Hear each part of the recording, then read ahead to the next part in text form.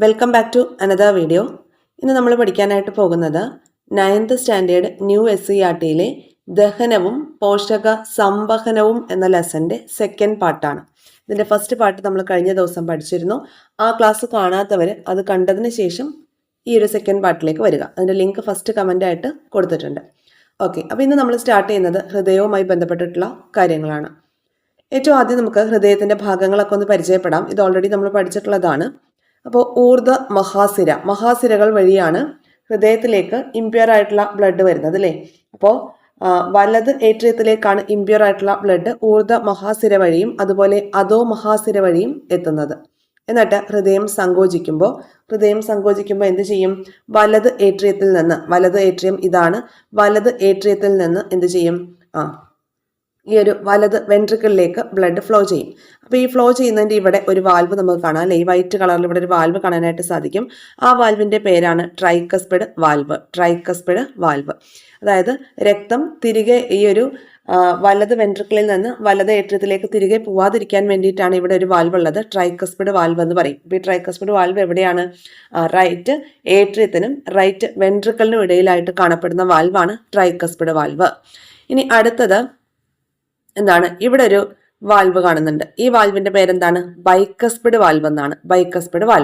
Bicuspid valve കാണുന്നത് എവിടെയാണ്? ഇതല്ലേ ഇടത് ഏട്രിയം എന്ന് പറയുന്നത് ഇതാണ്. ഇനി ഇതാണെന്ത്? ഇടത് വെൻട്രിക്കിൾ. ഇടത് ഏട്രിയത്തിൽ നിന്ന് ഇടത് വെൻട്രിക്കിളിലേക്കുള്ള ബ്ലഡ് ഫ്ലോ റിട്ടേൺ അടിക്കാതിരിക്കാൻ വേണ്ടിയിട്ടാണ് എന്ത് ചെയ്യുന്നത്? ഇവിടെ ബൈക്കസ്പിഡ് വാൽവ് ഉള്ളത്. ഓക്കെ, അപ്പോൾ നമുക്കറിയാം ഹാർട്ടിന്റെ ഫംഗ്ഷൻ എങ്ങനെയാണെന്നുള്ളത് അല്ലേ.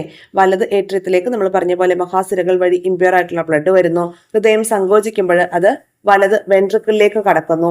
അവിടെ നിന്ന് എന്താ ചെയ്യുന്നത്? ശ്വാസകോശ ധമനി വഴി അത് ലങ്സിലേക്ക് പോയിട്ട് അവിടുന്ന് ഓക്സിജനേറ്റഡ് ആയിട്ടുള്ള ബ്ലഡ് തിരികെ എന്ത് ചെയ്യാണ്? തിരികെ ഇടത് ഏട്രിയത്തിലേക്ക് അല്ലേ. തിരികെ ഇടത് ഏട്രിയത്തിലേക്ക് വരും. ഇതൊക്കെ നമ്മൾ ഡീറ്റെയിൽ ആയിട്ട് കഴിഞ്ഞ ക്ലാസ്സിൽ പഠിച്ചതാണ്. ഇടത് ഏട്രിയത്തിലേക്ക് വരും. ഇടത് ഏട്രിയത്തില് ഹാർട്ട് പിന്നെയും എന്താണ് സങ്കോചിക്കുമ്പോൾ എന്താ ചെയ്യുന്നത്? ഇവിടെ ഈ ബൈക്കസ്പിഡ് വാൽവ് ഉണ്ട് അല്ലേ. അപ്പൊ ഇതിവിടെ ഓപ്പൺ ആയി എന്നിട്ട് അതുകൊണ്ട് വരും ഇവിടെ ഇടത് വെൻട്രിക്കിളിലേക്ക് ബ്ലഡ് വരും. അപ്പൊ ഈ ബൈക്കസ്പിഡ് വാൽവ് ഇവിടെ എന്തിനു വേണ്ടിയിട്ടാണ് നമ്മൾ പറഞ്ഞു? ഹാർട്ട് ബീറ്റ് ചെയ്യുമ്പോൾ നമ്മൾ ഈ ബ്ലഡ് ഇങ്ങോട്ട് ഫ്ലോ ചെയ്യുമല്ലോ, താഴേക്ക് ഫ്ലോ ചെയ്യും അല്ലേ. ഇടത് വെൻട്രിക്കിളിലേക്ക് പ്യുവർ ആയിട്ടുള്ള ബ്ലഡ് ഫ്ലോ ചെയ്യും. അത് തിരിച്ച് റിട്ടേൺ പോവാതിരിക്കാനാണ് ഇവിടെ ഒരു ബൈക്കസ്പിഡ് വാൽവ് ഉള്ളത്. ഇനി ഇവിടെ സെമിലൂണാർ വാൽവ് പറയുന്നുണ്ടോ? സെമിലൂണാർ വാൽവ് ഉണ്ട്. അതായത് ഇവിടെ ഇംപ്യൂർ ആയിട്ടുള്ള ബ്ലഡ് വലത് വെൻട്രിക്കിളിൽ നിന്ന് ശ്വാസകോശ ധമനിയിലേക്ക് പോകുന്നുണ്ട്. അപ്പോൾ ഈ ശ്വാസകോശ ധമനിയുടെ അവിടെ എന്താ ചെയ്യുന്നത്? അവിടെയും തിരിച്ചു വരാനുള്ള സാധ്യതയുണ്ട്. അപ്പോൾ ഈ ബ്ലഡിന്റെ ഫ്ലോ തിരികെ വരാതിരിക്കാൻ വേണ്ടിയിട്ടാണ് എന്ത് ചെയ്യുന്നത്? ശ്വാസകോശ ധമനിയിലാണെങ്കിലും അല്ലെങ്കിൽ ഈ വെൻട്രിക്കിളിന്റെയും പിന്നെ അതുപോലെ തന്നെ ഏട്രിയത്തിന്റെ ഇടയ്ക്കൊക്കെ ഈ വാൽവുകൾ ഉള്ളത്. ആ ഒരു കാര്യം ഓർത്ത് വെച്ചേക്കുക. പിന്നെ ബ്ലഡിന്റെ ഫ്ലോ എങ്ങനെയാണ്? ബ്ലഡ് എങ്ങനെയായിട്ടാണ് ഓക്സിജനേറ്റഡ് ആവുന്നത്? എന്നിട്ട് തിരിച്ച് ഏത് അറയിലേക്കാണ് വരുന്നത്? ഇതെല്ലാം കഴിഞ്ഞ ക്ലാസ്സിൽ പറഞ്ഞതാണ്. അപ്പൊ അവിടെ നമ്മൾ ഡീറ്റെയിൽ ആയിട്ട് പോകുന്നില്ല. ഇനി ഇതേ ഇവിടെ അറകള് കുഴലുകൾ എന്ന് പറഞ്ഞ് തന്നിട്ടുണ്ട്. അപ്പൊ ഹൃദയത്തിലേക്ക് രക്തം എത്തിക്കുന്ന കുഴലുകളും അവ എത്തിച്ചേരുന്ന അറകളും. അപ്പൊ ഏറ്റവും ആദ്യം നോക്കിക്കോളൂ, വലത് ഏട്രിയം എന്ന് പറയുമ്പോൾ ഊർധ്വ മഹാസിര വഴിയും അധോ മഹാസിര വഴിയും ഇംപ്യൂർ ആയിട്ടുള്ള ബ്ലഡാണ് വലത് ഏട്രിയത്തിലേക്ക് വരുന്നത്. ഇനി ഇടത് ഏട്രിയം ആണെങ്കിലോ ശ്വാസകോശ സിര എന്ന് പറയുമ്പോൾ ശുദ്ധരക്തം വഹിക്കുന്ന ഒരേ ഒരു സിരയാണ് ശ്വാസകോശ സിര. അപ്പൊ ഈ ശ്വാസകോശ സിര വഴി ഇടത് ഏട്രിയത്തിലേക്ക് ഓക്സിജനേറ്റഡ് ആയിട്ടുള്ള ബ്ലഡാണ് വരുന്നത്. ഇനി ഹൃദയത്തിൽ നിന്ന് രക്തം പുറത്തേക്ക് വഹിക്കുന്ന കുഴലുകളും അവ ആരംഭിക്കുന്ന അറകളും. നോക്കിയേ, പുറത്തേക്ക് പോകുന്നത് വലത് വെൻട്രിക്കിളിൽ നിന്ന് ശ്വാസകോശ ധമനി പുറത്തേക്ക് പോകുന്നുണ്ട്. എന്തിനു വേണ്ടിയിട്ടാണ്? കാർബൺ ഡൈ ഓക്സൈഡ് കണ്ടൈൻഡ് ആയിട്ടുള്ള ബ്ലഡ് ലങ്സിലേക്ക് കൊണ്ടുപോയിട്ട് പ്യൂരിഫൈ ചെയ്യുന്നത് വെൻട്രിക്കിളിൽ നിന്ന് ശ്വാസകോശ ധമനി വഴിയാണ്. അവിടെയാണ് എന്തുള്ളത്? സെമിലൂണാർ വാൽവുകൾ ഉണ്ട് അല്ലെ.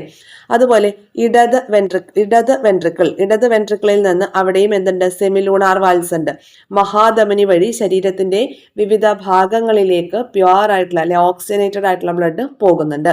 അപ്പൊ ഇടത് സൈഡിൽ എപ്പോഴും പ്യുവർ ബ്ലഡും വലത് സൈഡിൽ എപ്പോഴും എന്താണ്? ഇംപ്യുവർ ആയിട്ടുള്ള ബ്ലഡും ആണെന്നുള്ള കാര്യം ഓർക്കുക. ഇനി ഇതേ നമ്മൾ ഈ പറഞ്ഞ വാൽവുകളുടെ കാര്യം ഇവിടെ പറയുന്നുണ്ട്. ട്രൈക്കസ്പിഡ് വാൽവ് എന്ന് പറയുമ്പോൾ നമുക്കറിയാം വലത് ഏട്രിയത്തിനും വലത് വെൻട്രിക്കിളിനും ഇടയ്ക്കുള്ള വാൽവാണ് ട്രൈക്കസ്പിഡ് വാൽവ്. രക്തത്തിന്റെ തിരികെയുള്ള ഒഴുക്ക് തടയാൻ വേണ്ടിയിട്ടാണ് ട്രൈക്കസ്പിഡ് വാൽവ് ഉള്ളത് അല്ലെ. അതായത് വലത് വെൻട്രിക്കിളിലേക്ക് പോകുന്ന ബ്ലഡ് തിരിച്ച് വലത് ഏട്രിയത്തിലേക്ക് കയറാൻ പാടില്ല. അങ്ങനെ ആ ഒരു തിരിച്ചൊഴുക്ക് തടയാൻ വേണ്ടി സഹായിക്കുന്ന വാൽവാണ് ഈ ട്രൈക്കസ്പിഡ് വാൽവ് എന്ന് പറയുന്നത്. ഇനി അടുത്തത് സെമിലൂണാർ വാൽവാണ്. സെമിലൂണാർ വാൽവ് എന്ന് പറയുന്നത്, ഇത് കണ്ട് ഇവിടെ ഒരു മിസ്റ്റേക്ക് ഉണ്ടേ, സെമിലൂണാർ വാൽവ് കാണുന്നത് എവിടെയാണ്? മഹാധമനിയിലും ശ്വാസകോശ ധമനിയിലും കാണപ്പെടുന്നു. ഓക്കെ, മഹാധമനിയിലും ശ്വാസകോശ ധമനിയിലും രക്തത്തിന്റെ തിരികെയുള്ള ഒഴുക്ക് തടയാൻ വേണ്ടി കാണപ്പെടുന്നതാണ് സെമിലൂണാർ വാൽവ്. ഇനി ബൈക്കസ്പിഡ് വാൽവ് കാണുന്നത് എവിടെയാണ്? ഇടത് ഏട്രിയത്തിന്റെയും ഇടത് വെൻട്രിക്കിളിന്റെയും ഇടയ്ക്ക് കാണപ്പെടുന്ന വാൽവാണ് ബൈക്കസ്പിഡ് വാൽവ്. അപ്പൊ ഈ 3 വാൽവുകൾ നമ്മൾ പഠിക്കണം. ചോദ്യസാധ്യതയുള്ള വാൽവുകളാണ് ഇത് കേട്ടോ, ഇമ്പോർട്ടൻ്റ് ആണ്. അപ്പോൾ രക്തം തിരികെ ഒഴുകുന്നത് തടയാൻ വേണ്ടിയിട്ടുള്ളതാണ് ഈ വാൽവുകളുടെ ധർമ്മം എന്ന് പറയുന്നത്. ഓക്കെ, അത് കാണുന്ന പൊസിഷൻ എവിടെയാന്ന് പഠിച്ചു, ഡ്യൂട്ടി എന്താന്ന് പഠിച്ചു. ഇനി ഇവിടെ നോക്കാം, നമ്മുടെ ഹാർട്ടിന്റെ ഒരു പമ്പിംഗ് ആണ് ഈ പറഞ്ഞിരിക്കുന്നത്. നോക്കാം നമുക്ക്. അധോ മഹാസിര, നമ്മൾ ഈ പറഞ്ഞ കാര്യം തന്നെയാണ്, ഒരു ഫ്ലോ ചാർട്ടിന്റെ രൂപത്തിൽ തന്നിരിക്കുകയാണ്. അധോ മഹാസിര വഴിയും ഊർധ്വ മഹാസിര വഴി, അതായത് മഹാസിരകൾ വഴി വലത് ഏട്രിയത്തിലേക്ക് എന്ത് ചെയ്യുന്നുണ്ട്? ഇംപ്യൂർ ബ്ലഡ് വരുന്നുണ്ട്. വലത് ഏട്രിയം സങ്കോചിക്കുന്നു, ട്രൈക്കസ്പിഡ് വാൽവ് ഓപ്പൺ ആകുന്നു, വലത് വെൻട്രിക്കിളിലേക്ക് ആ ഒരു ബ്ലഡ് എത്തുന്നു. ഇംപ്യൂർ ആയിട്ടുള്ള ബ്ലഡാണ്, കാർബൺ ഡൈ ഓക്സൈഡ് കൂടുതലുള്ള ബ്ലഡാണ് ഇവിടേക്ക് ഉള്ളത് ആണല്ലോ. എന്നിട്ട് പിന്നെ എന്ത് ചെയ്യാണ്? വലത് വെൻട്രിക്കിൾ, വീണ്ടും ഹൃദയം സങ്കോചിക്കുകയും അല്ലെ അങ്ങനെ ചെയ്യുമ്പോൾ ആ സെമിലൂണാർ വാൽവ്, ശ്വാസകോശ സിരയിൽ കാണപ്പെടുന്ന സെമിലൂണാർ വാൽവ് ഓപ്പൺ ആയിട്ട് കാർബൺ ഡൈ ഓക്സൈഡ് കൂടുതലായിട്ടുള്ള ബ്ലഡ് ഇപ്പൊ എവിടെ എത്തിയിട്ടുണ്ട്? ശ്വാസകോശത്തിലേക്ക് എത്തിയിട്ടുണ്ട്. ഓക്കെ, അപ്പൊ ശ്വാസകോശത്തിലേക്ക് എത്തിയിട്ടുള്ള ഈ കാർബൺ ഡൈ ഓക്സൈഡ് കൂടുതലുള്ള ബ്ലഡ് ഇവിടെ വെച്ചിട്ട് എന്താ ചെയ്യുന്നത്? ഇവിടെ വെച്ചിട്ട് ഓക്സിജനേറ്റഡ് ആവുകയാണ് ചെയ്യുന്നത് കേട്ടോ. അപ്പൊ ഇവിടെ ശ്വാസകോശ ധമനി വഴി, ശ്വാസകോശ ധമനി വഴി ഇനി ഓക്സിജനേറ്റഡ് ആയിട്ടുള്ള ബ്ലഡ്, ഇനി പോകുന്ന ബ്ലഡിൽ എന്തായിരിക്കും? കൂടുതലും ഓക്സിജൻ ഉള്ള ബ്ലഡ് ആയിരിക്കും. ഓക്സിജൻ മാത്രമാണോ? ലഘുപോഷകങ്ങളും ഇൻക്ലൂഡഡ് ആയിട്ടുള്ള ബ്ലഡ് ആയിരിക്കും പിന്നീട് അങ്ങോട്ട് പോകുന്നത്. അപ്പൊ ശ്വാസകോശ ധമനി വഴി ഇടത് ഏട്രിയത്തിലേക്ക് പ്യൂരിഫൈഡ് ആയിട്ടുള്ള ബ്ലഡ് അല്ലെങ്കിൽ ഓക്സിജനേറ്റഡ് ആയിട്ടുള്ള ബ്ലഡ് ആണ് എത്തുന്നത്. എന്നിട്ട് അവിടെ ഒരു വാൽവ് ഉണ്ടല്ലോ, ഇടത് ഏട്രിയത്തിനും ഇടത് വെൻട്രിക്കിളിനും ഇടയിലുള്ള വാൽവാണ് bicuspid valve. Bicuspid valve open ആകുന്നു, ഇടത് വെൻട്രിക്കിളിലേക്ക് ബ്ലഡ് പോകുന്നു. പിന്നീട് അവിടെ പിന്നെയും ഒരു വാൽവ് നമുക്ക് കാണാം, മഹാധമനിയിലേക്ക് കടക്കുന്നതിന് മുൻപ് ഇടത് വെൻട്രിക്കിളിൽ നിന്ന് മഹാധമനിയിലേക്ക് പോകുമ്പോൾ മഹാധമനിയുടെ അവിടെ എന്തുണ്ട്? ഒരു സെമിലൂണാർ വാൽവ് ഉണ്ട്. ആ മഹാധമനി വഴി ഈ ഓക്സിജനേറ്റഡ് ആയിട്ടുള്ള ബ്ലഡ് നമ്മുടെ ശരീരത്തിന്റെ ഡിഫറെന്റ് പാർട്സിലേക്ക് എത്തുകയാണ് ചെയ്യുന്നത്. മനസ്സിലായല്ലോ? അപ്പോൾ അവിടെ പിന്നീട് ആ ശരീരഭാഗങ്ങളിൽ നിന്ന് മഹാസിരകൾ വഴി വീണ്ടും ഏട്രിയത്തിലേക്ക്, അങ്ങനെ ഒരു സൈക്ലിക് പ്രോസസ്സാണ് ഇത്. ക്ലിയർ ആയല്ലോ? ഇനി സിസ്റ്റോൾ എന്ന് പറയുന്നുണ്ട്, സിസ്റ്റോൾ. അപ്പൊ നമുക്ക് നോക്കാം, ഇവിടെ എന്താണ് ഏട്രിയൽ സിസ്റ്റോൾ എന്ന് പറഞ്ഞ് തന്നിരിക്കുകയാണ്. എന്താണ്? ശരീരത്തിന്റെ വിവിധ ഭാഗങ്ങളിൽ നിന്നുള്ള രക്തം വൃക്കകൾ മാലിന്യങ്ങളെ അരിച്ചു മാറ്റിയതിനു ശേഷമുള്ളതും കാർബൺ ഡൈ ഓക്സൈഡിന്റെയും പോഷകങ്ങളുടെയും അളവ് കൂടിയതുമായിട്ടുള്ള രക്തം എന്തു ചെയ്യും? വലത് ഏട്രിയത്തിൽ നിന്ന് വലത് വെൻട്രിക്കിളിലേക്ക് പ്രവേശിക്കും. ഓക്കെ, വലത് ഭാഗം എന്ന് പറയുമ്പോൾ നമ്മൾ ഓർക്കണം, അവിടെ എപ്പോഴും ഇംപ്യൂർ ആയിട്ടുള്ള ബ്ലഡ് ആയിരിക്കും വരിക, കാർബൺ ഡൈ ഓക്സൈഡ് കൂടുതലുള്ള ബ്ലഡ് ആയിരിക്കും വരിക. അതുണ്ടോ? ശരീരത്തിന്റെ വിവിധ ഭാഗങ്ങളിൽ നിന്നുള്ള രക്തമാണ്. അപ്പോൾ വൃക്കകൾ മാലിന്യങ്ങളെ അരിച്ചു മാറ്റിയതിന് ശേഷമുള്ളതും അതുപോലെ കാർബൺ ഡൈ ഓക്സൈഡ് കൂടുതലുള്ളതും ഒക്കെ ആയിട്ടുള്ള ബ്ലഡാണ് ആ ഭാഗത്തേക്ക് വരുന്നത്. വലത് ഭാഗം എന്ന് പറയുന്നത് എപ്പോഴും ഇംപ്യൂർ ആയിട്ടുള്ള ബ്ലഡാണ് ഉണ്ടാവുക. ഓക്കെ, പിന്നെ ശ്വാസകോശത്തിൽ നിന്നുള്ള രക്തം, അതായത് പോഷകങ്ങളുടെയും ഓക്സിജന്റെയും അളവ് കൂടിയതാണ് ലങ്സിൽ നിന്ന് തിരിച്ച് പിന്നീട് എവിടെ വരുന്നത്? ഇടത് ഏട്രിയത്തിലേക്ക് വരുന്നത് അല്ലെ? ഇടത് ഏട്രിയത്തിലേക്ക് വരുന്നത്.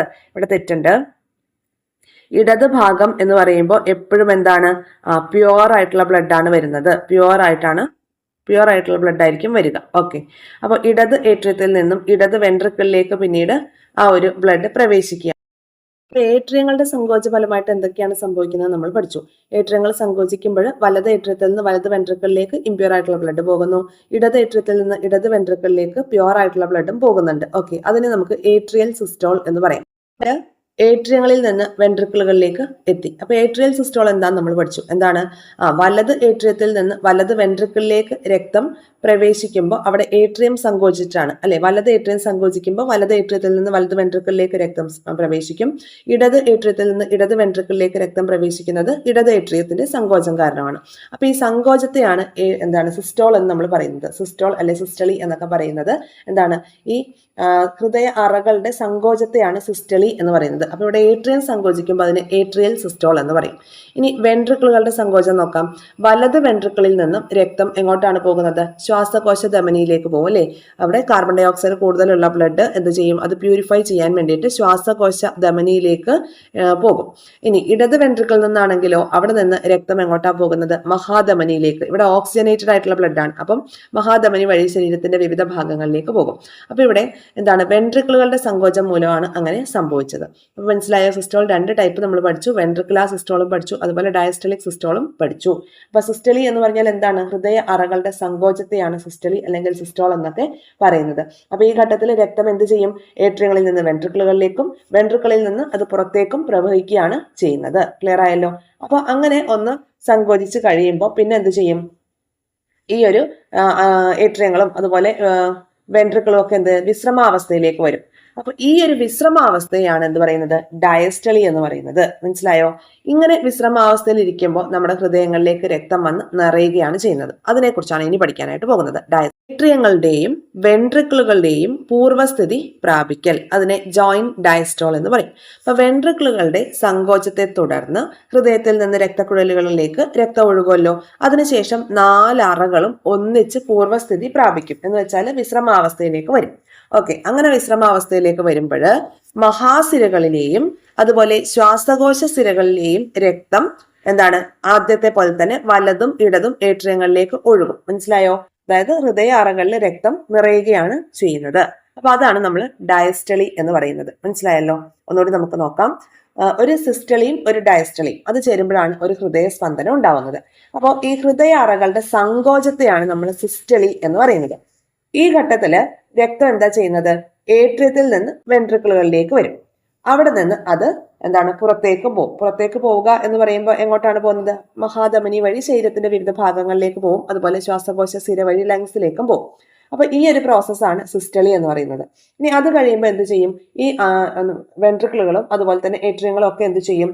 അത് വിശ്രമാവസ്ഥയിലേക്ക് വരും. വിശ്രമാവസ്ഥയിലേക്ക് അല്ലെങ്കിൽ പൂർവ്വസ്ഥിതിയിലേക്ക് വരും. ആ പൂർവ്വസ്ഥിതിയിലേക്ക് വരുമ്പോൾ ഹൃദയ അറകളിൽ വീണ്ടും രക്തം നിറയും. ഈ സംഭവത്തെ ഡയസ്റ്റളി എന്ന് പറയും. അപ്പൊ സിസ്റ്റളിയും ഡയസ്റ്റളിയും ചേരുന്നതാണ് എന്ത്? ഹൃദയ സ്പന്ദനം എന്ന് പറയുന്നത്. അതായത് ഒരു ഹൃദയ സ്പന്ദനത്തിന് നമുക്ക് 0.8 സെക്കൻഡ് സമയമാണ് വേണ്ടിവരുന്നത്. മനസ്സിലായോ? അതാണ് ഈ പറഞ്ഞത്. ഇവ പൂർത്തീകരിക്കാൻ നമുക്ക് എന്ത് വരും? 0.8 സെക്കൻഡ് സമയം ആവശ്യമായിട്ട് വരും. ഒരു കാർഡിയാക് സൈക്കിളാണ് ഒരു ഹൃദയ സ്പന്ദനം എന്ന് പറയുന്നത്. SA നോഡിനെ കുറിച്ചാണ് പഠിക്കാനായിട്ടുള്ളത്. SA നോഡ് അല്ലെങ്കിൽ പേസ് മേക്കർ. ഓക്കെ, SA നോഡിനെ തന്നെയാണ് പേസ് മേക്കർ എന്നുകൂടി അറിയപ്പെടുന്നത്. ഹൃദയപേശികളുടെ താളാത്മകമായിട്ടുള്ള സങ്കോചവും പൂർവ്വസ്ഥിതി പ്രാപിക്കലുമാണ് ഹൃദയ സ്പന്ദന നിരക്ക് അല്ലെങ്കിൽ ഹാർട്ട് റേറ്റിനെ നിയന്ത്രിക്കുന്നത്.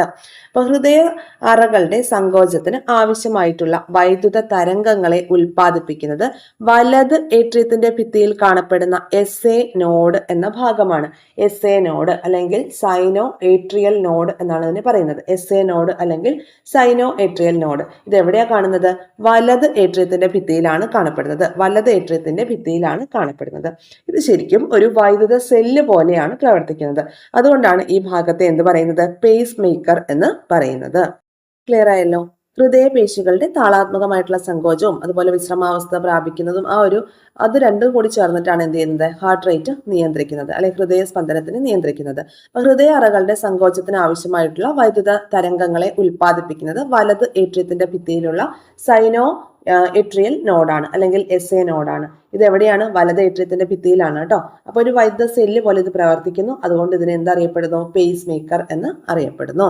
ഇനി പേസ് മേക്കർ പ്രവർത്തനക്ഷമമല്ലാത്തവരിൽ ഹൃദയത്തിന്റെ പ്രവർത്തനം നിലനിർത്തപ്പെടുന്നത് എങ്ങനെയാണ്? അവരിൽ എന്ത് ചെയ്യും? കൃത്രിമ പേസ് മേക്കർ സ്ഥാപിക്കും. ഓക്കെ, കൃത്രിമ പേസ് മേക്കർ സർജറി വഴി വെക്കുകയാണ് ചെയ്യുക. ഇനി ഇലക്ട്രോ കാർഡിയോഗ്രാം. എന്താണ് ഇലക്ട്രോ കാർഡിയോഗ്രാം അല്ലെങ്കിൽ ECG എന്ന് പറയുന്നത്? അതായത് ഹൃദയം സ്പന്ദിക്കുമ്പോൾ ഹൃദയഭിത്തികളിൽ അനുഭവപ്പെടുന്ന വൈദ്യുത തരംഗങ്ങൾ ഗ്രാഫ് രൂപത്തിൽ ചിത്രീകരിക്കുന്നതിനെയാണ് ഇലക്ട്രോ കാർഡിയോഗ്രാം എന്ന് പറയുന്നത്. അപ്പൊ പരിശോധിച്ചിട്ടുണ്ടെങ്കിൽ ECG പരിശോധിച്ചാൽ ഹൃദയത്തിന്റെ പ്രവർത്തന വൈകല്യങ്ങളൊക്കെ തിരിച്ചറിയാനായിട്ട് സാധിക്കും. കണ്ടോ? ഈ രീതിയിലുള്ള ഗ്രാഫുകളായിരിക്കും നമുക്ക് ലഭിക്കുക. ഇനി പൾസ് എന്താണ്? ഡോക്ടർമാർ രോഗികളുടെ കൈത്തണ്ട നമ്മുടെ ഈ ചിത്രത്തിൽ കാണിച്ചിരിക്കുന്ന പോലെ ടെക്സ്റ്റ് ബുക്കിൽ ഈ ചിത്രമുണ്ട്, അറിയാലോ നമുക്ക് പൾസ് നോക്കുന്നത് എങ്ങനെയാണ്. ആ ചിത്രത്തിൽ കാണിച്ചിരിക്കുന്ന പോലെ നമ്മൾ ഇങ്ങനെ പരിശോധിക്കാറുണ്ട് അല്ലേ.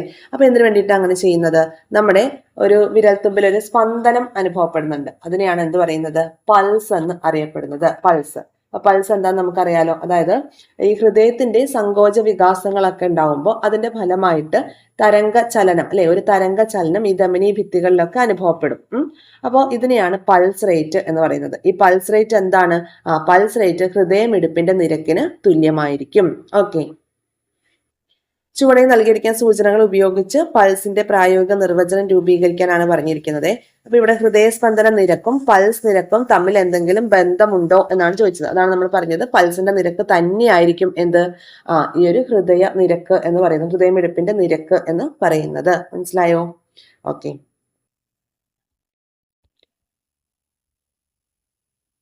പൾസിനെ കുറിച്ച് ഡെഫിനിഷൻ തന്നിട്ടുണ്ട്. വെൻട്രിക്കിളുകൾ സങ്കോചിക്കുകയും ധമനികളിലേക്ക് രക്തം തള്ളുകയും ചെയ്യുമ്പോൾ വർദ്ധിച്ച രക്തത്തിന്റെ അളവ് ഉൾക്കൊള്ളുന്നതിനായിട്ട് ധമനികളുടെ ഭിത്തികൾ വികസിക്കും. ഈ വികാസം ഒരു തരംഗമായി അനുഭവപ്പെടുന്നു. ഇതിനെയാണ് പൾസ് എന്ന് പറയുന്നത്. ഹൃദയത്തിന്റെ സങ്കോച വികാസങ്ങളുടെ ഫലമായിട്ട് ഒരു തരംഗ ചലനം ധമനി ഭിത്തികളിലുടനീളം അനുഭവപ്പെടും. അപ്പോൾ ഈ സമയത്ത് ആ ഒരു തരംഗ ചലനം അനുഭവപ്പെടാനുള്ള കാരണം എന്താണ്? ആ വർദ്ധിച്ച രക്തത്തിന്റെ അളവ് ഉൾക്കൊള്ളാൻ വേണ്ടിയിട്ട് ധമനികൾ വികസിക്കുകയാണ്. അപ്പോഴാണ് എന്ത് ചെയ്യുന്നത്? ആ ഒരു തരംഗ രൂപത്തിലുള്ള ഒരു അനുഭവപ്പെടുന്നത്, ഒരു തരംഗം നമുക്ക് അനുഭവപ്പെടുന്നത്, ഒരു തരംഗ ചലനം പോലെ. ഓക്കെ, അപ്പൊ അതാണ് എന്ത്? പൾസ് എന്ന് പറയുന്നത്. മനസ്സിലായോ? വെൻട്രിക്കിളുകൾ സങ്കോചിക്കുകയും ധമനികളിലേക്ക് രക്തം തള്ളുകയും ചെയ്യുമ്പോൾ വർദ്ധിച്ച രക്തത്തിന്റെ അളവ് നമ്മൾ ഓൾറെഡി പഠിച്ചിട്ടില്ലേ? എന്താണ്? ധമനികളിലേക്ക് വരുന്നത് വളരെ ഫോഴ്സിലായിരിക്കും രക്തം വരുന്നത് നമ്മൾ പഠിച്ചിട്ടുണ്ട് അല്ലെ. അപ്പൊ അതുകൊണ്ട് കുറച്ചുകൂടെ കട്ടി കൂടിയിട്ടുള്ള ഭിത്തികളാണ് അവയ്ക്ക് എന്നൊക്കെ നമ്മൾ പഠിച്ചു. അപ്പൊ വർദ്ധിച്ച രക്തത്തിന്റെ അളവ് ഉൾക്കൊള്ളാൻ വേണ്ടിയിട്ട് ഈ ധമനികളുടെ ഭിത്തികളൊന്ന് വികസിക്കും. അപ്പൊ ആ ഒരു വികസനമാണ് തരംഗ ചലനം പോലെ നമുക്ക് അനുഭവപ്പെടുന്നത്. ഓക്കെ, അപ്പൊ ഈ തരംഗ ചലനത്തിന്റെ നിരക്കിനെയാണ് പൾസ് എന്ന് പറയുന്നത്. ഈ പൾസ് എന്ന് പറയുന്നത് എന്താണ്? പൾസ് ഈക്വൽ ടു ഹൃദയമിടിപ്പിന്റെ നിരക്ക്. ഓക്കെ,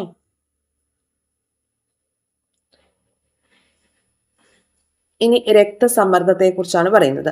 ഹൃദയം സങ്കോചിക്കുമ്പോഴും പൂർവ്വസ്ഥിതി പ്രാപിക്കുമ്പോഴും ധമനികളിൽ അനുഭവപ്പെടുന്ന മർദ്ദമാണ് രക്തസമ്മർദ്ദം എന്ന് പറയുന്നത്. ഓക്കെ, ഹൃദയം സങ്കോചിക്കുമ്പോഴും അതുപോലെ തന്നെ പൂർവ്വസ്ഥിതി പ്രാപിക്കുമ്പോഴും ധമനികളിൽ അനുഭവപ്പെടുന്ന മർദ്ദമാണ് എന്ത്? രക്തസമ്മർദ്ദം എന്ന് പറയുന്നത്. ഇനി രക്തസമ്മർദ്ദത്തെ കുറിച്ച് പറയുമ്പോൾ നമുക്ക് നോക്കാം. എന്താണ്? ഹൃദയത്തിന്റെ പ്രവർത്തനം. സിസ്റ്റോൾ എന്താണ്, ഡയസ്റ്റോൾ എന്താന്ന് നമ്മൾ പറഞ്ഞു. അപ്പോൾ സിസ്റ്റോളിന്റെ സമയത്ത് രക്തപ്രവാഹത്തിന്റെ ദിശ എങ്ങനെയാണ്? ഹൃദയം സങ്കോചിക്കുമ്പോൾ ഏകദേശം 70 മില്ലിലിറ്റർ രക്തം ധമനികളിലേക്ക് പമ്പ് ചെയ്യപ്പെടുകയാണ് ചെയ്യുന്നത്. ഓക്കെ, സിസ്റ്റോളിന്റെ സമയത്ത് ധമനികളിലേക്ക് 70 മില്ലിലിറ്റർ രക്തം പമ്പ് ചെയ്യപ്പെടുന്നു. അവിടെ കൂടുതലായിരിക്കും പ്രഷർ. നമ്മൾ ഓൾറെഡി പഠിച്ചില്ലേ? എത്രയായിരിക്കും? 120 mmHg ആണ് ആ സമയത്ത് അനുഭവപ്പെടുന്ന മർദ്ദം എന്ന് പറയുന്നത്. അപ്പോൾ ആ ഒരു രക്തസമ്മർദ്ദത്തിന്റെ പേരാണ് എന്ത്? Systolic pressure. അപ്പൊ സിസ്റ്റോളിക് പ്രഷറിനോടൊപ്പം ഡയസ്റ്റോളിക് പ്രഷറും കൂടെ ചേരുമ്പോഴാണ് ഒരാളുടെ രക്തസമ്മർദ്ദം എന്ന് നമുക്ക് പറയാവുന്നത്. ഇനി ഡയസ്റ്റോൾ എന്ന് പറയുമ്പോൾ എന്താണ്? ഹൃദയം പൂർവ്വസ്ഥിതി പ്രാപിക്കുകയാണ്. അപ്പൊ വീണ്ടും ഏകദേശം 70 മില്ലിലിറ്റർ രക്തം ഹൃദയത്തിനുള്ളിലേക്ക് പ്രവേശിക്കുന്നു. അതാണെങ്കിൽ കുറഞ്ഞ മർദ്ദത്തിലാണ് പ്രവേശിക്കുന്നത്. 80 mmHg ആണ്. അതിനെയാണ് എന്ത്? സിസ്റ്റോളിക് പ്രഷർ എന്ന് പറയുന്നത്. അപ്പൊ ഒരാളുടെ ഒരു ആരോഗ്യവാനായിട്ടുള്ള ഒരാളുടെ സാധാരണ രക്തസമ്മർദ്ദം എന്ന് പറയുന്നത് എത്രയാ? 120/80 mmHg. 120/80 mmHg ആണ്. അപ്പൊ ഇതിൽ നിന്ന് കൂടിയാൽ അത് ഹൈപ്പർ ടെൻഷനും കുറയുകയാണെങ്കിൽ അത് ഹൈപ്പോ ടെൻഷനുമാണ്. ഓക്കെ, ആ അവസ്ഥയാണ് എന്ന് പറയുന്നത് ഹൈപ്പർ ടെൻഷൻ. കുറഞ്ഞാൽ ഹൈപ്പോ ടെൻഷൻ. സിസ്റ്റോളിക് പ്രഷർ എന്ന് പറഞ്ഞാൽ നമുക്കറിയാം എന്താണ്? ഹൃദയം സങ്കോചിക്കുമ്പോൾ ധമനികളിൽ അനുഭവപ്പെടുന്ന മർദ്ദമാണ്. ഡയസ്റ്റോളിക് പ്രഷർ എന്ന് പറഞ്ഞാൽ എന്താണ്? ഹൃദയം പൂർവ്വസ്ഥിതി പ്രാപിക്കുമ്പോൾ അല്ലെ വിശ്രമിക്കുമ്പോൾ ധമനികളിൽ അനുഭവപ്പെടുന്ന മർദ്ദമാണ്. ഓർത്തു വെക്കുക ഈ രണ്ട് കാര്യങ്ങൾ. ഓക്കെ, ഇനി സിസ്റ്റോൾ ഡയസ്റ്റോൾ നോക്കാം. ഇത് പറഞ്ഞ കാര്യം തന്നെയാണ് വീണ്ടും വീണ്ടും റിപ്പീറ്റ് ചെയ്ത് തന്നിരിക്കുന്നത് കേട്ടോ. അപ്പോൾ അതുകൂടി നോക്കാലോ. സിസ്റ്റോൾ എന്ന് പറയുമ്പോൾ ഹൃദയാറകളുടെ സങ്കോചം, ഏട്രിയങ്ങളുടെ സങ്കോചം, വെൻട്രിക്കിളുകളുടെ സങ്കോചം എല്ലാം സങ്കോചിക്കുകയാണ്. സിസ്റ്റോളിന്റെ സമയത്ത് എല്ലാം എന്ത് ചെയ്യുന്നു? സങ്കോചിക്കുന്നു. സാ വെച്ച് കണക്ട് ചെയ്യുക. ഡയസ്റ്റോൾ എന്ന് പറയുമ്പോൾ എന്താണ്? എല്ലാം പൂർവ്വസ്ഥിതി പ്രാപിക്കുകയാണ് ചെയ്യുന്നത്. പൂർവ്വസ്ഥിതി പ്രാപിക്കുന്നു. ഇനി സിസ്റ്റോളിക് പ്രഷർ എന്ന് പറയുമ്പോൾ എത്രയാണ്? 120 mmHg ആണ്. 120 mmHg ഹൃദയം സങ്കോചിക്കുമ്പോൾ ധമനികളിൽ അനുഭവപ്പെടുന്നതാണ്. ഇനി ഹൃദയം ഡയസ്റ്റോളിക് പ്രഷർ എന്ന് പറയുമ്പോൾ എന്താണ്? പൂർവ്വസ്ഥിതി പ്രാപിക്കുന്ന സമയത്തല്ലേ, അപ്പോഴാണെങ്കിൽ പ്രഷർ കുറവാണ്. 80 mmHg ആണ്. ഇനി ദ്വിപര്യനമാണ് നമ്മൾ പഠിക്കാനായിട്ട് പോകുന്നത്. ഓക്കെ, ഡബിൾ സർക്കുലേഷനെ കുറിച്ചാണ് നമ്മൾ പഠിക്കാനായിട്ട് പോകുന്നത്. അപ്പൊ ആദ്യം എന്താണ്? സർക്കുലേഷൻ എന്താണെന്ന് നോക്കിയിട്ട് നമുക്ക് ഈ ഒരു ഫ്ലോ ചാർട്ടിലോട്ട് വരാം. ഓക്കെ, ആദ്യം എന്താണ്? രക്തപര്യനത്തിൽ ഒരേ രക്തം 2 പ്രാവശ്യം ഹൃദയത്തിലൂടെ കടന്നു പോകുന്നതിനാൽ മനുഷ്യനിലെ രക്തപര്യനം ദ്വിപര്യനമാണ് എന്ന് നമുക്ക് പറയാനായിട്ട് സാധിക്കും. രക്തപര്യനത്തിൽ ഒരേ രക്തം തന്നെ 2 പ്രാവശ്യം എന്ത് ചെയ്യും? നമ്മുടെ ഹൃദയത്തിലൂടെ കയറിറങ്ങി പോകും അല്ലേ? അപ്പൊ അതുകൊണ്ട് തന്നെ മനുഷ്യനിലെ രക്തപര്യനം എന്താണ്? ദ്വിപര്യമാണ് എന്ന് നമുക്ക് പറയാനായിട്ട് സാധിക്കും. ഇനി നമുക്ക് സിസ്റ്റമിക് പര്യനം എന്താന്ന് നോക്കാം. ഇടത് വെൻട്രിക്കിൾ എന്ന് പറയുമ്പോൾ ലെഫ്റ്റ് വെൻട്രിക്കിളിൽ ആരംഭിച്ചിട്ട് വലത് ഏട്രിയത്തിലാണ് ആര് അവസാനിക്കുന്നത്? ഈ ഒരു പര്യനം അവസാനിക്കുന്നത്. അതിനെ സിസ്റ്റമിക് പര്യനം എന്ന് പറയും. ഇനി പൾമണറി പര്യനം എന്ന് പറഞ്ഞാൽ വലത് വെൻട്രിക്കിൾ റൈറ്റ് വെൻട്രിക്കിളിൽ ആരംഭിച്ച് ഇടത് ഏട്രിയം ലെഫ്റ്റ് ഏട്രിയത്തിൽ അവസാനിക്കുന്നതാണ് എന്ത്? പൾമണറി പര്യനം എന്ന് പറയുന്നത്. ഇതിൽ ഏതെങ്കിലും ഒന്ന് പഠിച്ചു വെക്കുക, മറ്റേത് നമുക്ക് കിട്ടും. ഓക്കെ, അപ്പോൾ സിസ്റ്റമിക് ആണെങ്കിൽ എന്താണ്? ലെഫ്റ്റ് വെൻട്രിക്കിളിൽ തുടങ്ങിയിട്ട് റൈറ്റ് ഏട്രിയത്തിൽ അവസാനിക്കുന്നു. ഏതെങ്കിലും ഒരെണ്ണം പഠിച്ചു വെക്കുക. അപ്പോൾ ദ്വിപര്യനം എന്ന് പറയുമ്പോൾ സിസ്റ്റമിക് പര്യനവും ഉൾപ്പെടുന്നു, പൾമണറി പര്യനവും ഉൾപ്പെടുന്നുണ്ട്. ഹൃദയത്തെ കരുതലോടെ, ഇവിടെ എന്താ പറയുന്നത് നോക്കാം. ഹൃദയരോഗികളുടെ എണ്ണം കൂടുന്നതായി പഠനങ്ങൾ സൂചിപ്പിക്കുന്നു. അനാരോഗ്യകരമായിട്ടുള്ള ഭക്ഷണശീലങ്ങളും വ്യായാമക്കുറവുമാണ് ഇതിന്റെ മുഖ്യ കാരണങ്ങൾ. കൂടാതെ കൊഴുപ്പടങ്ങിയ ഭക്ഷണം അമിതമായി കഴിക്കുമ്പോൾ എന്തു ചെയ്യും? ധമനി ഭിത്തികളിൽ കൊഴുപ്പ് അടിഞ്ഞുകൂടാൻ കാരണമാകുന്നു. ഇത് ആർട്ടീരിയോസ്ക്ലീറോസിസ് എന്ന രോഗാവസ്ഥയിലേക്ക് നയിക്കുന്നു. ഇതിന്റെ ഫലമായിട്ട് കൊറോണറി ധമനിയിൽ രക്തം കട്ടപിടിച്ച് കൊറോണറി ത്രോംബോസിസ് എന്ന അവസ്ഥ ഉണ്ടാകുന്നു. ഇത് ഹൃദയാഘാതത്തിന് കാരണമാവുകയും ചെയ്തേക്കാം. മനസ്സിലായോ എന്താ പറഞ്ഞു വന്നത്? കൊഴുപ്പടങ്ങിയ ഭക്ഷണം അമിതമായി കഴിക്കുമ്പോൾ ധമനി ഭിത്തികളിൽ കൊഴുപ്പടിഞ്ഞുകൂടും. അങ്ങനെയാണ് ആർട്ടീരിയോസ്ക്ലീറോസിസ് എന്ന അസുഖം അല്ലെ രോഗാവസ്ഥ ഉണ്ടാകുന്നത്. ഓക്കെ, ചില പുസ്തകങ്ങളിൽ അത് അതിറോസ്ക്ലീറോസിസ് എന്ന് കണ്ടിട്ടുണ്ട് കേട്ടോ. ആർട്ടീരിയോസ്ക്ലീറോസിസ് അല്ലെങ്കിൽ അതിറോസ്ക്ലീറോസിസ് എന്നും കണ്ടിട്ടുണ്ട്. ഇതിന്റെ ഫലമായിട്ട് കൊറോണറി ധമനിയിൽ രക്തം കട്ടപിടിക്കും. പിടിക്കുമ്പോൾ ഉണ്ടാവുന്ന അവസ്ഥയാണ് കൊറോണറി ത്രോംബോസിസ്. അതിൽ കൊറോണറി ധമനികളിൽ രക്തം കട്ടപിടിച്ച് അത് പൊട്ടുമല്ലേ, അപ്പൊ അതിനെ കൊറോണറി ത്രോംബോസിസ് എന്ന് പറയും. അങ്ങനെ ആ ഒരു അവസ്ഥ എന്ത് ചെയ്യും? ഹൃദയാഘാതത്തിന് കാരണമാവുകയും ചെയ്യും. അപ്പോൾ മസ്തിഷ്കത്തിലെ രക്തക്കുഴലിൽ ഉണ്ടാവുന്ന തടസ്സം അല്ലെങ്കിൽ രക്തക്കുഴൽ പൊട്ടുന്ന അതിനെയാണ് എന്ത് പറയുക? ആ അവസ്ഥയാണ് സ്ട്രോക്ക് എന്ന് പറയും. മസ്തിഷ്കത്തിലാണെങ്കിൽ സ്ട്രോക്കും നമ്മുടെ ഹൃദയത്തിലാണെങ്കിൽ ഹൃദയാഘാതവുമാണ് സംഭവിക്കുന്നത്. ഹൃദ്രോഗത്തിന്റെ കാരണങ്ങൾ എന്തൊക്കെയാണ്? അനാരോഗ്യകരമായിട്ടുള്ള ഭക്ഷണശീലങ്ങള്, മദ്യപാനം, മാനസിക പിരിമുറുക്കം, BMI അനുസരിച്ച് ശരീരഭാരം ക്രമീകരിക്കാതിരിക്കുന്നത്, വ്യായാമക്കുറവ്, ഇതെല്ലാമാണ് നമ്മളുടെ ഇത്തരത്തിലുള്ള ഹൃദയ രോഗങ്ങളുടെ കാരണമായിട്ട് നമുക്ക് പറയാം. ഹൃദ്രോഗങ്ങൾ ഉണ്ടാവാനുള്ള കാരണങ്ങൾ എന്തൊക്കെയാണ്, എങ്ങനെയൊക്കെ അത് പ്രതിരോധിക്കാം എന്നുള്ളതാണ്. ഇത്ര നമ്മൾ പറഞ്ഞുകൊണ്ടിരുന്ന കാര്യങ്ങളെ ഒന്ന് കൺസോൾഡേറ്റ് ചെയ്ത് ടേബിളിന്റെ രൂപത്തിൽ എഴുതിയിരിക്കുന്നു. നോക്കാം. ആദ്യം ആർട്ടീരിയോസ്ക്ലീറോസിസ്, പിന്നെ കൊറോണറി ത്രോംബോസിസ്, ഹൃദയാഘാതം, സ്ട്രോക്ക്, ഇതൊക്കെയാണ് ഹൃദയ സംബന്ധമായിട്ട് വരുന്ന അസുഖങ്ങൾ. അപ്പൊ അതൊക്കെ ഉണ്ടാവാനുള്ള കാരണം എന്തൊക്കെയാണ്? ഒന്ന്, വ്യായാമക്കുറവ്, അനാരോഗ്യകരമായുള്ള ഭക്ഷണശീലം, മദ്യപാനം, അതുപോലെ തന്നെ അമിത ഭാരം, മാനസിക പിരിമുറുക്കം, ഇതൊക്കെയാണ് കാരണങ്ങൾ. ഇതിൽ നിന്നൊക്കെ എങ്ങനെ നമുക്ക് രക്ഷ നേടാം, അല്ലെങ്കിൽ ഹൃദയ രോഗങ്ങൾക്കുള്ള അതിനെ എങ്ങനെ പ്രതിരോധിക്കാം, ഹൃദ്രോഗങ്ങളെ എങ്ങനെ പ്രതിരോധിക്കാം എന്നുള്ളതാണ്. ആരോഗ്യപരമായിട്ടുള്ള ഭക്ഷണശീലം, മദ്യപാനം, പുകവലി തുടങ്ങിയവ ഒഴിവാക്കുക, BMI അനുസരിച്ച് ശരീരഭാരം ക്രമീകരിക്കുക, വ്യായാമം ചെയ്യുക, മാനസിക പിരിമുറുക്കം ലഘൂകരിക്കുക. ഓക്കെ, അപ്പൊ ഇപ്പോഴത്തെ ആളുകളിലൊക്കെ കൂടുതലും ഭയങ്കര സ്ട്രെസ്സാണ് അവർക്ക് അല്ലേ. അപ്പൊ മാനസിക പിരിമുറുക്കം ഉണ്ടാകുന്നതും ഹൃദ്രോഗത്തിലേക്ക് നയിക്കാം. അപ്പൊ നമ്മൾ എന്ത് ചെയ്യണം? നന്നായിട്ട് എക്സസൈസ് ചെയ്യുക, പിന്നെ യോഗ ചെയ്യുക, അങ്ങനെയുള്ള കാര്യങ്ങളൊക്കെ ചെയ്യുമ്പോൾ നമുക്ക് സ്ട്രെസ് ഒക്കെ ഒരു പരിധി വരെ കുറയ്ക്കാനായിട്ട് സാധിക്കും. അതുപോലെ ആരോഗ്യകരമായിട്ടുള്ള ഭക്ഷണം കുറയ്ക്കുക, BMI അനുസരിച്ചുള്ള ശരീരഭാരം ക്രമീകരിക്കുക അല്ലെ, പിന്നെ മദ്യപാനം, പുകവലി പോലുള്ള ദുശീലങ്ങളൊക്കെ ഒഴിവാക്കുക. ഇനി നമുക്ക് ഈ ഭാഗത്ത് തന്നിരിക്കുന്നത് സസ്യങ്ങളുടെ കേസാണ്. അതായത് റൂട്ടിൽ നിന്ന് ജലവും ലവണങ്ങളും എങ്ങനെ ഇലകളിലേക്ക് എത്തുന്നു എന്ന കാര്യം നമ്മൾ ഓൾറെഡി പഠിച്ചിട്ടുള്ളതല്ലേ. അപ്പൊ അതിന്റെ ഒരു ഫ്ലോ ചാർട്ട് പോലെ ഇവിടെ തന്നിരിക്കുകയാണ്. അത് ജസ്റ്റ് ഒന്ന് വായിച്ചു നോക്കാം. നമ്മൾ ഓൾറെഡി പഠിച്ച കാര്യമാണ്. മണ്ണിൽ നിന്നും ഓസ്മോസിസ് വഴി എന്ത് ചെയ്യും? ജലം ഉള്ളിലേക്ക് പ്രവേശിക്കും, വേരിന്റെ ഉള്ളിലേക്ക് വരികയാണ് അല്ലേ. പിന്നീട് സൈലം കുഴലിലെത്തുന്ന ജലത്തിന്റെ ഉയർച്ചയ്ക്ക് റൂട്ട് പ്രഷർ ഒരു പരിധി വരെ സഹായിക്കുന്നു. ഓക്കെ, അപ്പൊ സൈലം കുഴലിലെത്തുന്ന ജലത്തിന്റെ ഉയർച്ചയ്ക്ക് വേണ്ടി അത് ഉയർന്നുയർന്ന് മുകളിലെ ഇലകളിലേക്ക് എത്തണം. അപ്പൊ അതിന് റൂട്ട് പ്രഷർ ഒരു പരിധി വരെ സഹായിക്കും. ജല തന്മാത്രകൾ അതിഷൻ ബലത്താൽ മുകളിലേക്ക് വരികയാണ് ചെയ്യുന്നത്. ജലതന്മാത്രകൾ അതിഷൻ ബലത്താൽ പിന്നീട് മുകളിലേക്ക് ഉയരുന്നു. പിന്നെ സൈലത്തിൽ നിന്നും ജലം ഓസ്മോസിസ് വഴി ഇലകളിലേക്ക് പോകുന്നു. സസ്യസ്വേദനം ട്രാൻസ്പിറേഷൻ വഴി ജലം പുറത്തേക്ക് പോകുന്നു. അത് ഇലകളിലെ സ്റ്റൊമാറ്റോയിലൂടെ എന്ത് ചെയ്യുന്നു, ട്രാൻസ്പിറേഷൻ കാരണം എന്ത് ചെയ്യുന്നുണ്ട്, പുറത്തേക്കും പോകുന്നുണ്ട്. ഇത് ഓൾറെഡി പഠിച്ച കാര്യമാണ്, അതുകൊണ്ട് ഇത് എക്സ്പ്ലെയിൻ ചെയ്യുന്നില്ല, ജസ്റ്റ് ഒന്ന് പറഞ്ഞതേ ഉള്ളൂ. അപ്പൊ എങ്ങനെയാന്ന് ഒന്നുകൂടെ നോക്കാം. മണ്ണിൽ നിന്ന് എന്ത് ചെയ്യും, മണ്ണിൽ നിന്ന് ഓസ്മോസിസ് വഴി ജലം വേരിനകത്തേക്ക് പ്രവേശിക്കുന്നു. സൈലം കുഴലിലെത്തുന്ന ജലത്തിന്റെ ഉയർച്ചയ്ക്ക് റൂട്ട് പ്രഷർ കാരണമാകുന്നു. ഇപ്പൊ ഈ വേർഡ്സ്, ഈ റൗണ്ട് ചെയ്ത വേർഡ്സ് ഒക്കെ ഒന്ന് നോക്കുക. ഓസ്മോസിസ്, റൂട്ട് പ്രഷർ, പിന്നീട് എന്ത് ചെയ്യുന്നു, ജലതന്മാത്രകളിലെ അദിഷൻ ബലം കൊണ്ട് എന്ത് ചെയ്യുന്നുണ്ട്, ജലതന്മാത്രകൾ അദിഷൻ ബലം കാരണം മുകളിലേക്ക് ഉയർന്നു പോകുന്നു. പിന്നീട് വരുന്നത് എന്താണ്, ഓസ്മോസിസ് വഴി അല്ലെ, സൈലത്തിൽ നിന്ന് ഓസ്മോസിസ് വഴിയാണ് ഇലകളിലേക്ക് പോകുന്നത്.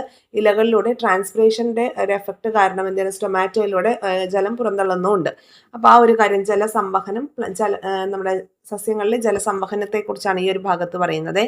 ഇനി ഇവിടുത്തെ പറഞ്ഞിട്ടുള്ള പോയിന്റ്സ് മാത്രം ഒന്ന് ഡിസ്കസ് ചെയ്ത് പോകാം. പ്രകാശ സംശ്ലേഷണത്തിന്റെ ഫലമായിട്ട് ഇലകളിൽ നിർമ്മിക്കപ്പെടുന്ന ഗ്ലൂക്കോസിനെ സൂക്രോസിന്റെ രൂപത്തിൽ സീവ് നാളികളിലേക്ക് ഊർജം ഉപയോഗിച്ച് കടത്തുന്നു. കേട്ടല്ലോ, പ്രകാശ സംശ്ലേഷണത്തിന്റെ ഫലമായിട്ട് ഗ്ലൂക്കോസ് നിർമ്മിക്കുന്നു. ഗ്ലൂക്കോസ് ജലത്തിൽ ലയിച്ചു പോകും അല്ലേ. അപ്പൊ അതിനെന്ത് ചെയ്യും, സൂക്രോസിന്റെ രൂപത്തിലാണ് കൺവേർട്ട് ചെയ്തിട്ട് പ്ലാന്റിന്റെ ഡിഫറെന്റ് പാർട്ടിൽ സ്റ്റോർ ചെയ്യുന്നതും അല്ലേ. അപ്പോൾ അത് സീവ് നാളികളിലേക്ക് ഊർജ്ജം ഉപയോഗിച്ച് കടത്തുന്നു. പിന്നീട് എന്താ ചെയ്യുന്നത്, സീവ് നാളികളിലെ സൂക്രോസിന്റെ ഉയർന്ന ഗാഢത അടുത്തുള്ള സൈലം കുഴലുകളിൽ നിന്ന് ജലം അവിടേക്ക് പ്രവേശിക്കുന്നതിന് കാരണമാകുന്നു. ഈ ഒരു ടേം ഓർത്തു വെക്കുക, ടർഗർ പ്രഷർ. തന്മൂലം ഉണ്ടാകുന്ന ടർഗർ പ്രഷർ സീവ് നാളികളിലൂടെയുള്ള സൂക്രോസിന്റെ സംവഹനം സാധ്യമാക്കുന്നു. അപ്പൊ ഇവിടെ നമുക്കൊരു ചോദ്യം പ്രതീക്ഷിക്കാം. ഡാഷ് സീവ് നാളികളിലൂടെയുള്ള സൂക്രോസിന്റെ സംവഹനം സാധ്യമാക്കുന്നു. ബ്രാക്കറ്റിൽ നമുക്ക് ടർഗർ പ്രഷർ തരാം, ഓസ്മോസിസ് തരാം, പിന്നെ ഇവിടെ നമ്മൾ പറഞ്ഞിട്ടുള്ള എന്താണ്, സസ്യസ്വേദനം തരാം, അദിഷൻ തരാം, റൂട്ട് പ്രഷർ തരാം. എന്താണ് ആൻസർ, ടർഗർ പ്രഷറാണ്. ഇത് മറ്റേ ഓൾഡ് എസിയാട്ടിൽ ഈ ഒരു ടേം പറയുന്നില്ല, അതുകൊണ്ട് പ്രത്യേകിച്ച് ഓർത്ത് വെക്കുക. സീവ് നാളികളിലെ സൂക്രോസിന്റെ ഉയർന്ന ഗാഢത അടുത്തുള്ള സൈലം കുഴലുകളിൽ നിന്ന് ജലം അവിടേക്ക് പ്രവേശിക്കുന്നതിന് കാരണമാകും. സീകളിലേക്ക് സൂക്രോസ് വരുമ്പോൾ അവിടെ അതിന്റെ ഗാഢത കൂടുകയാണ്. അപ്പൊ എന്ത് ചെയ്യുന്നു, അടുത്തുള്ള സൈലം കുഴലുകളിൽ നിന്ന് ജലം അവിടേക്ക് പ്രവേശിക്കുന്നതിന് കാരണമാകുന്നു. അതുമൂലമാണ് അവിടെ ടർഗർ പ്രഷർ ക്രിയേറ്റ് ചെയ്യുന്നത്.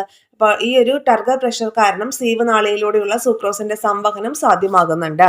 ഇനി കോശങ്ങളിലേക്കുള്ള സൂക്രോസിന്റെ ടർഗർ പ്രഷറാണ് അപ്പൊ ഇതിനൊരു കാരണമായിട്ട് വരുന്നത്.